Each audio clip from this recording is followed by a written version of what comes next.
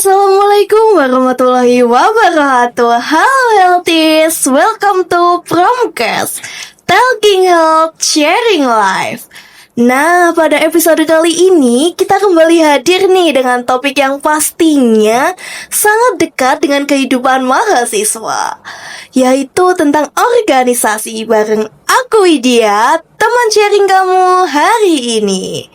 Kalau kita bicara soal organisasi kampus, biasanya yang langsung terbayang adalah rapat, program kerja, deadline, bahkan kadang situasi yang terasa cukup chaos. Tapi di balik semua itu banyak juga nih pengalaman, pembelajaran, dan cerita menarik yang justru membuat kita nagih di dunia organisasi.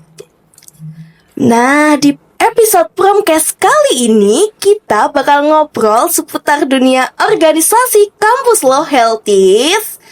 Mulai dari bagaimana awal bergabung, tantangannya apa aja, dan sampai berbagi momen chaos tapi justru nagih nih selama di organisasi. Dan tentunya episode kali ini juga super spesial, karena kita nggak cuma ngobrolin organisasi secara umum, tapi langsung bersama seseorang yang punya banyak pengalaman di dunia organisasi. Yaps, hari ini kita kedatangan tamu istimewa yang pastinya sudah tidak asing bagi kita, yaitu Presiden Mahasiswa Politeknik Kesehatan Kemenkes Malang 2026, Kak Syafilillah Eka Azhari. Halo Kak, terima kasih sudah bersedia meluangkan waktunya untuk berbagi pengalaman nih Kak di Promcast kali ini. Nah, di episode kali ini kita bakal membahas perjalanan kakak nih Kak dalam dunia organisasi kampus, mulai dari awal gabung, tantangan yang dihadapi apa aja, sampai momen-momen berkesan yang mungkin penuh cerita, penuh drama, tapi juga penuh pembelajaran.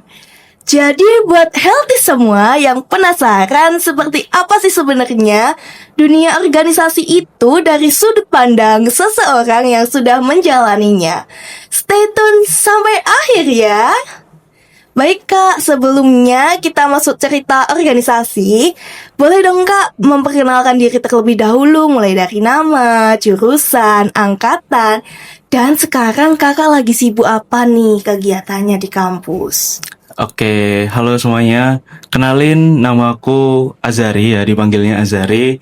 Aku dari Prodi Promosi Kesehatan angkatan 2024, angkatan 24. Dan sekarang kalau ditanya kesibukannya apa, banyak ya, di dalam kampus maupun di luar kampus. Tapi kalau di dalam kampus sendiri, aku gabung di UKM, salah satu UKM di Poltekkes Malang, ini UKM Bela Negara. Dan juga sekarang diamanahi tugas menjadi Presiden Mahasiswa BEM Polkesma, seperti itu. Wah, keren sekali nih Kak. Untuk flashback sedikit ya Kak, untuk awalnya gimana sih Kak ceritanya Kakak bisa tertarik dan akhirnya memutuskan gabung di dalam organisasi?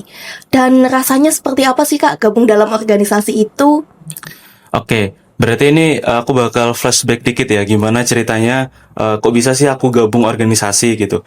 Sebenarnya awalnya kalau ditanya gimana perjalananmu soal organisasi ini, itu dimulai ketika aku SMA. Karena waktu SMA aku sedang dilanda COVID, akhirnya jam pelajaran waktu itu kurang efektif menurutku. Karena untuk mengisi waktu kekosongan di SMA, aku mutusin buat gabung di OSIS awalnya.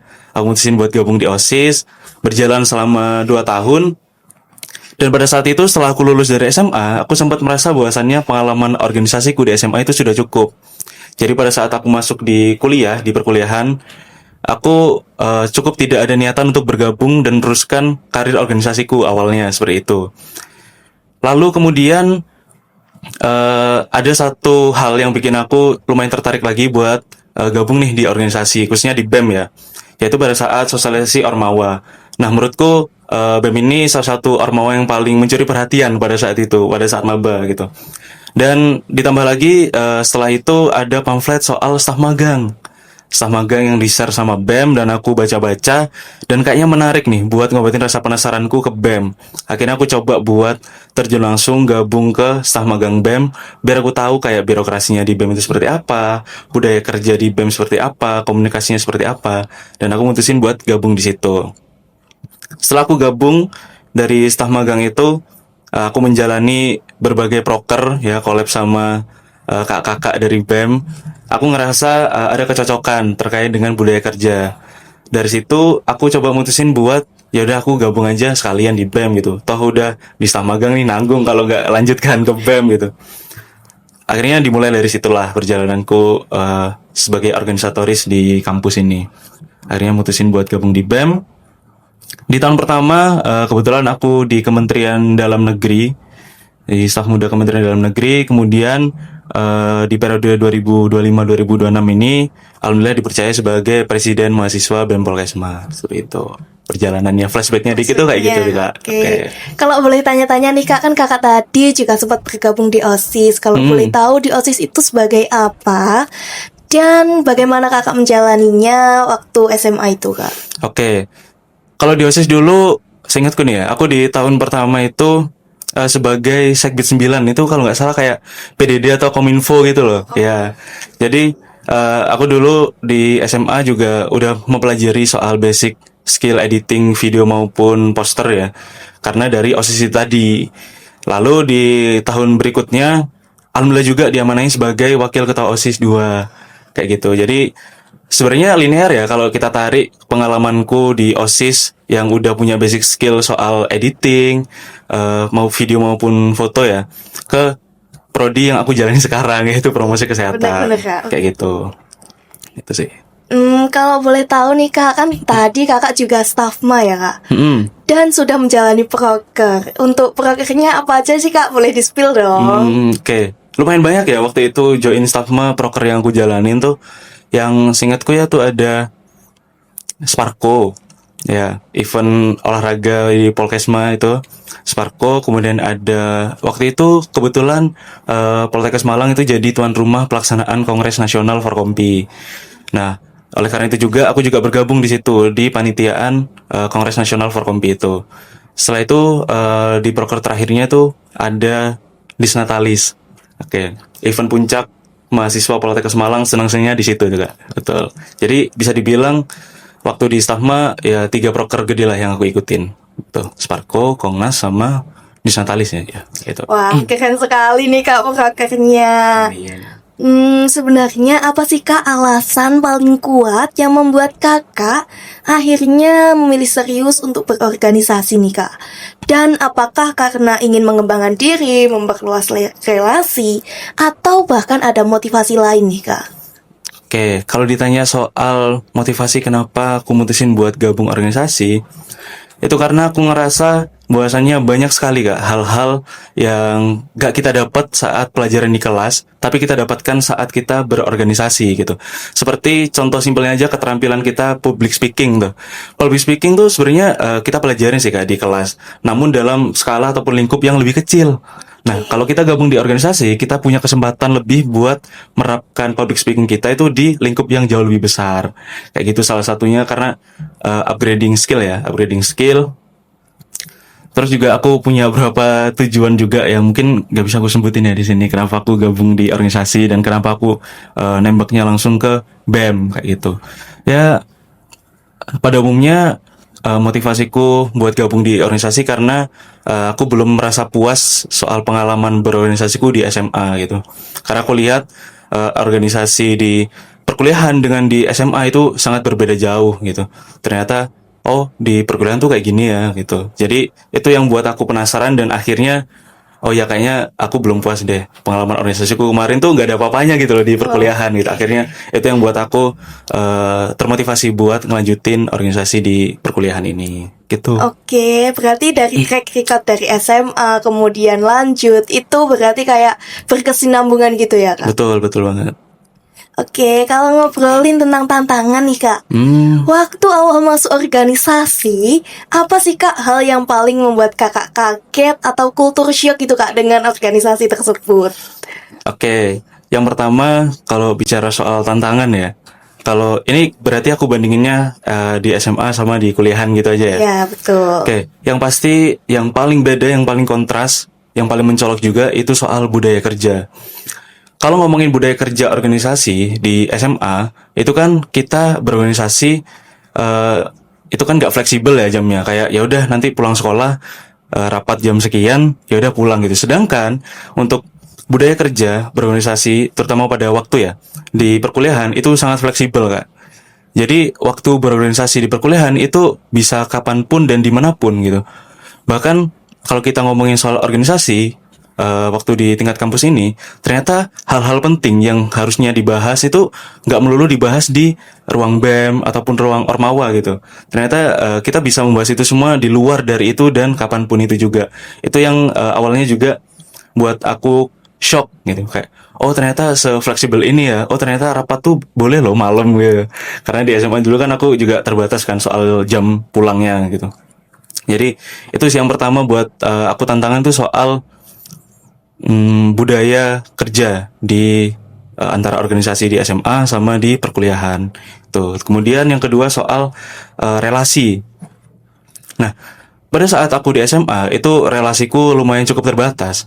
Dan mana aku cuma menjalin hubungan tuh sama ya udah di internal sekolah aja gitu. Tanpa aku kenal dunia organisasi di luar dari SMA aku tuh kayak gimana sih gitu. Tanpa aku tahu kayak gitu. Udah ternyata ketika aku gabung di BEM, oh ternyata relasi organisasi itu nggak cuma dibangun di internal aja gitu. Ternyata kita bisa membangun relasi kita itu jauh di luar dari kampus kita kayak gitu. Itu sih yang buat aku shock kayak oh ternyata gini, oh ternyata beda. Dan itu culture shock itu nggak buat aku malah kayaknya aku salah deh milih organisasi ini, enggak. Tapi buat aku yakin bahwasannya organisasi yang aku jalan ini, oh ya udah benernya kayak gitu. Itu sih Kak. Oke, baik Kak, kan tadi soal waktu nih Kak. Bagaimana sih Kak caranya menghadapi soal pembagian waktu atau manajemen waktu? Pastinya healthy semua itu juga ragu, soalnya takutnya nggak bisa bagi waktu nih Kak antara kuliah sama organisasi. Oke, ini pertanyaan template ya yang ditanyain ke orang-orang yang join organisasi. Gimana sih cara kalian buat bagi waktu? Kalau realitanya semua itu ya udah dijalanin aja gitu. Tapi pada dasarnya kita semua sebagai mahasiswa dan sebagai orang yang bergabung di organisasi, yang memutuskan untuk bergabung di organisasi, tentu saja kita harus mempunyai yang namanya sistem manajemen prioritas. Kebetulan aku udah ngeplotin nih Kak, prioritas mahasiswa itu buat ngejalanin semuanya biar balance tuh kayak gimana gitu. Aku bagi aja jadi 3 ya. Itu yang pertama, pastiin kuliah kita tuh tetap jalan gitu. Karena menurutku ya tujuan kita buat yang teman-teman rantau ya, tujuan kita kuliah jauh-jauh ke kota orang gitu kan. Kalau kita nggak maksimalin kuliah kita dengan baik ya buat apa gitu. Oke, Kak Widya dari mana? Aku dari Trenggalek. Oh dari Trenggalek, Ya. oke, jauh ya. lumayan. Jauh banget. Nah, tentunya orang tua Kak Widya juga berharap banyak kan ke Kak Widya kayak udah dikuliahin jauh-jauh nih ke Malang gitu, masa kuliahnya nggak maksimal gitu, kuliahnya nggak bener, malah ngelakuin hal-hal di luar dari akademi kuliah. Tuh, menurutku yang pertama itu pastiin kuliah teman-teman sekalian itu aman, kuliah aman.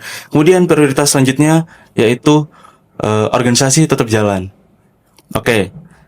Pastiin juga ketika teman-teman ngerasa bahwasannya kuliah teman-teman udah aman dan mutusin buat mau cari hal baru nih, misal di organisasi ya, gabung di organisasi, ya udah pastiin dua-duanya tetap jalan. Kalau dari anak BEM nih Kak punya slogan kuliah nomor 1, organisasi tidak bisa di nomor 2 kan, kayak gitu. Baik. Gitu. Jadi kuliahnya jalan tapi organisasinya juga ya udah aman gitu. Nggak bisa kayak kita ninggal organisasi, ninggal BEM misal, ninggal BEM agenda ini terus dengan alasan yang lain gitu. Kan itu nggak bisa, karena pada saat kita awal masuk, kita semua udah komitmen nih Kak, bener kan? Iya. Kak Widya dulu juga ditanyain gitu kan, komitmen nggak di organisasi ini? Benar-benar Kak, betul Benar, sekali. pastinya. Oh iya, sudah komitmen, saya akan menjalankan segala ini dengan baik gitu dan bisa membagi waktu. Pastinya jawaban dari teman-teman pada saat ditanya awal masuk organisasi juga seperti itu.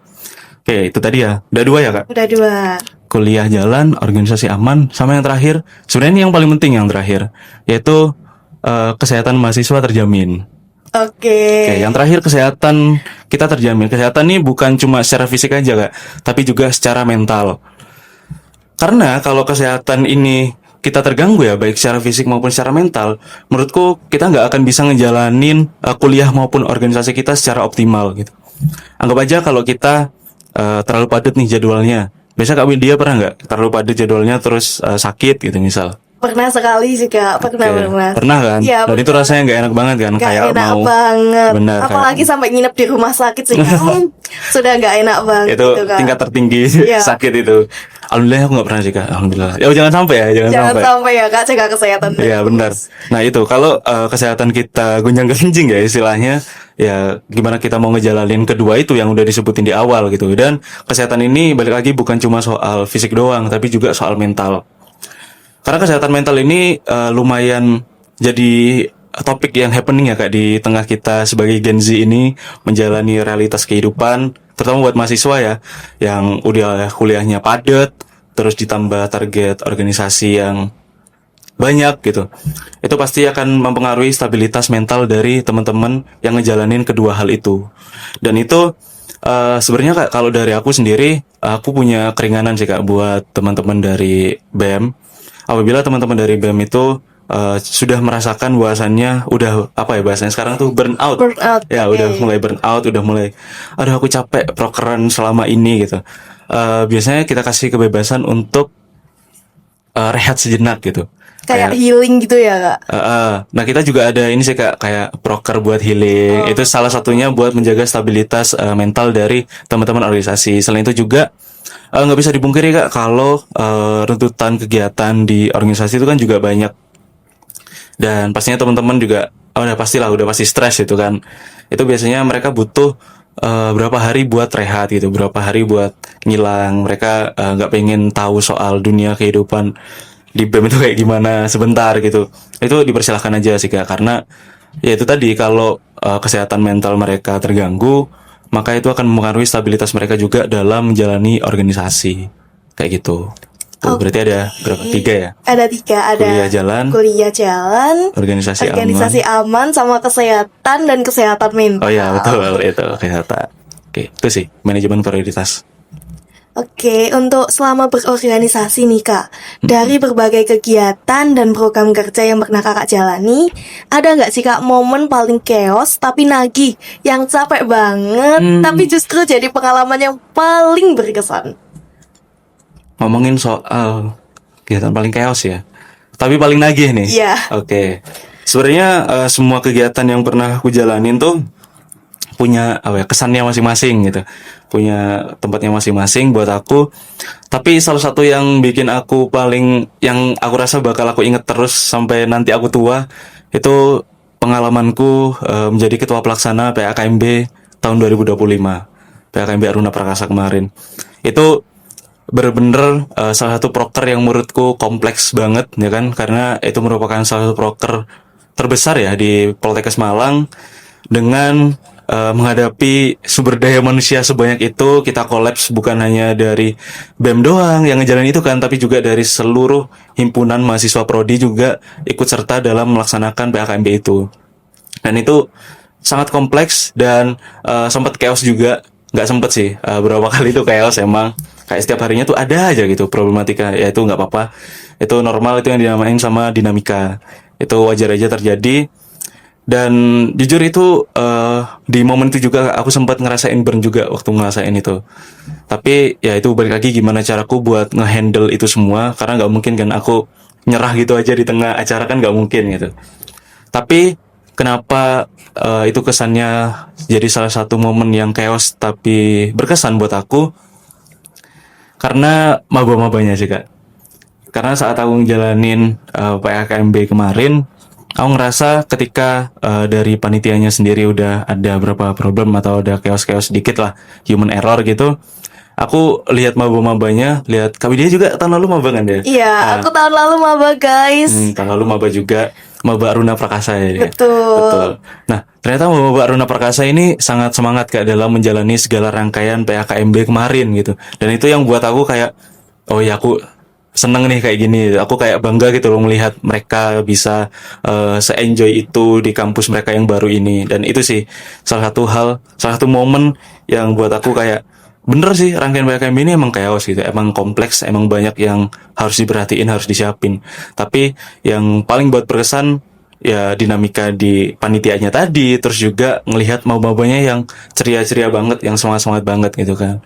Apalagi setiap pagi kayaknya Kak Widya sering yel-yel ya di depan tuh ya.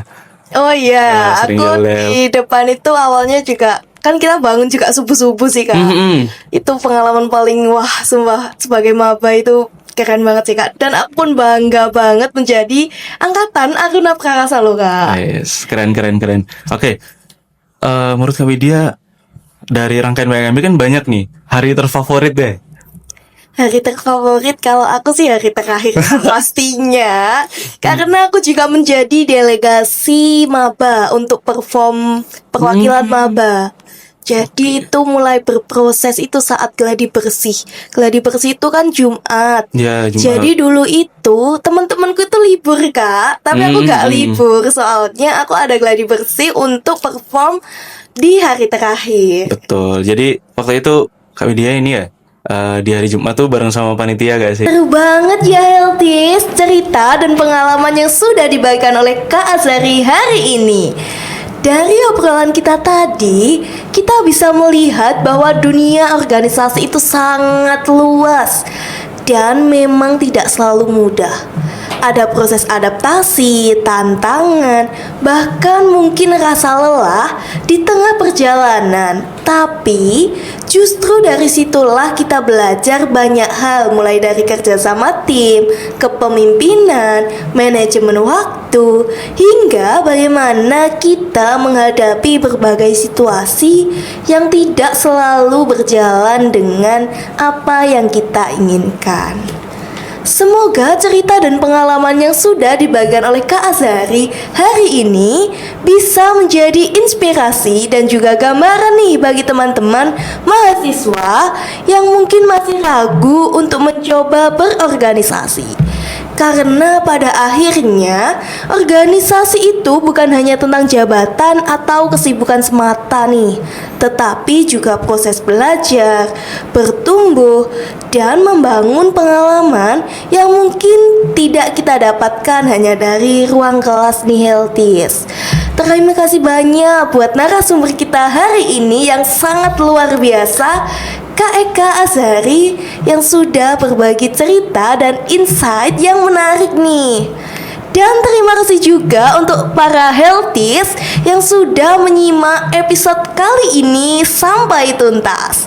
Oke Healthies, sampai jumpa di episode Promcast selanjutnya, yang pastinya nggak kalah menarik dan bermanfaat nih. Aku Widya pamit undur diri. Sampai ketemu di episode selanjutnya. Promcast, Talking Health, Sharing Life.